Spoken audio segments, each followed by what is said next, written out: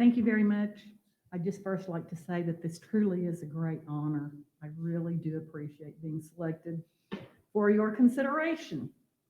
And I guess I should advance on the slides. Yes. And so since I realize that I will have 5 minutes. Maybe six. Yeah, I just had six.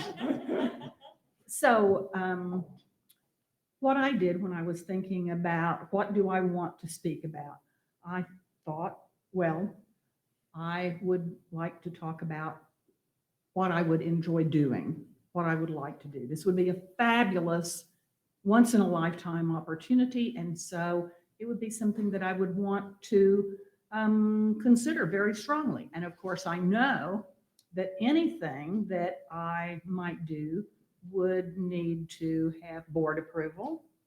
And also, it would be something that I wanted the membership to be very enthusiastic about. And so, with those thoughts in mind, I put down a few ideas on some slides. These are ideas that I think would help keep Sigma Xi relevant. And I think that is one of the main goals for any scientific society. And so I've got way more here than probably we would ever be able to do. But I thought it would be nice to have a selection, and also I could just pick out a couple of them to discuss because I know I only have 5 minutes.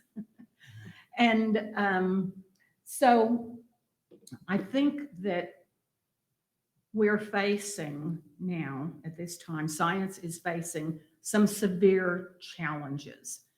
But I think that if you keep in mind that with each extreme challenge, it is also a fabulous opportunity to make change and to accomplish something, to do better, to make a productive change. And so with that, these ideas that I'm going to show is just 3 slides.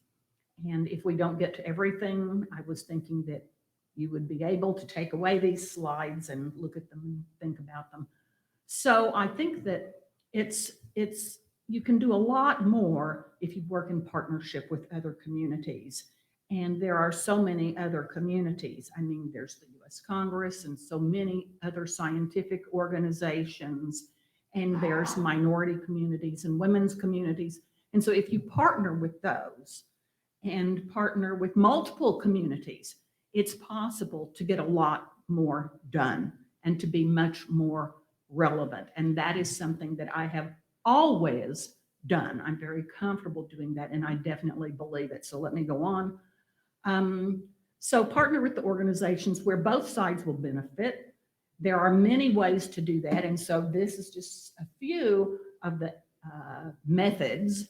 And so I mean, you know what is meant by partnering. You know, you can have them come to your meetings, you go to their meetings, you can have co-located meetings or have collaborative meetings. There are so many different ways to do this. The ones that I've listed, I'm not going, in the interest of time, I'm not going to go over all of this, and this is not exhaustive. These are just a few that I thought of at the time, but it basically boils down to brainstorming together and sharing ideas and then figuring out what you can work on together. And so then I think one of the most important aspects of all of this is we've got to think of the students, because the students are our future. And so in whatever we do, we've got to ensure that we're always considering the students. And of course, I'm teaching right now. I teach organic chemistry. I still teach organic chemistry. That's all I've ever taught. And so when I teach my students, when I talk to them, I try to get feedback from them about what their lives are like, because I want to understand. I want to try to make my classes be tailored for them, not just with the chemistry, but also how they're feeling, what they're thinking. I want to learn more about them. And so I talk to them, literally, I talk to them. I go in and I say, well, are you stressed? And they say, yes, we're stressed out, but not about this class. And so I tell them that I understand they're stressed, because we've got COVID and climate change and the Ukraine war and the political battles, and we just went through Hurricane Ian. And so I try to point out to them that I'm going to present my class in a way that won't add to their additional stress. And so there are all sorts of things, all sorts of challenges that we have that we could help work on.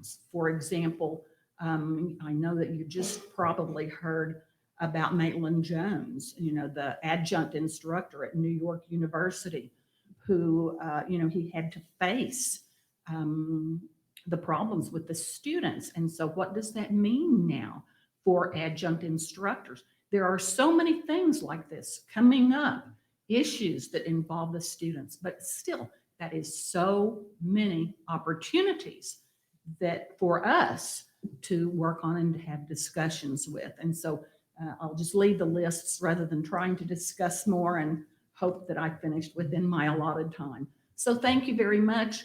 Again, I really appreciate it. It's a great honor.